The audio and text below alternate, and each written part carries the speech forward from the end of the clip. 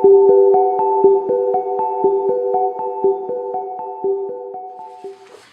day I forgot my iTunes password was the day I left my old self behind. Every flashing angry red rejection broke another crumbling piece of him from my mind.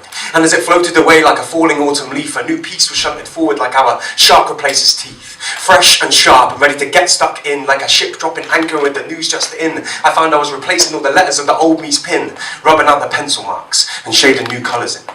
Because I tend to like to keep a white knuckle grip on my memories. My playing pieces on the board, trying to keep control of my territories, over and over, humming the same historical melodies, focusing hard to keep each precious piece in the treasury. But somehow now the tune is the same, but the pitching has changed. And the words and the instruments and the style will remain, but every time that I play the score through my brain, my heart is starting to claim ownership due to the tracks of the train, stitching the journeys of pain as they're laid, and sealing the cracks, making me strong once again. Because I used to use that password for everything.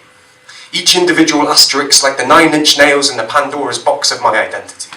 At the time, I felt like it was meant for me, essentially trying to persuade and remind myself that my existing situation was meant to be, continually trying to convince myself that if I kept having to think of it, I would start to believe.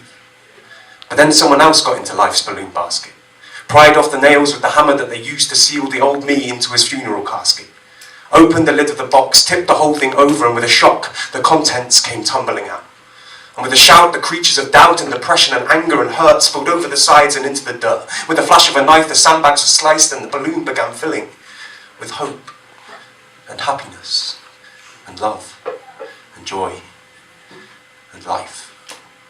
And now that the weight of the darkness was lifted, from underneath it the sheath of a shroud had been shifted, revealing on the bare bottom bed of the box something that had been waiting for a lifetime to be unlocked. And as the sunlight swept all of the shadows from its surface, so began the sonata of my soul compass. Spilling a song stream of minims and crotchets and quavers, tempo touching my taste buds with intricate flavours, reminding my eyes of the light beams they savour, and smelling the sweet scent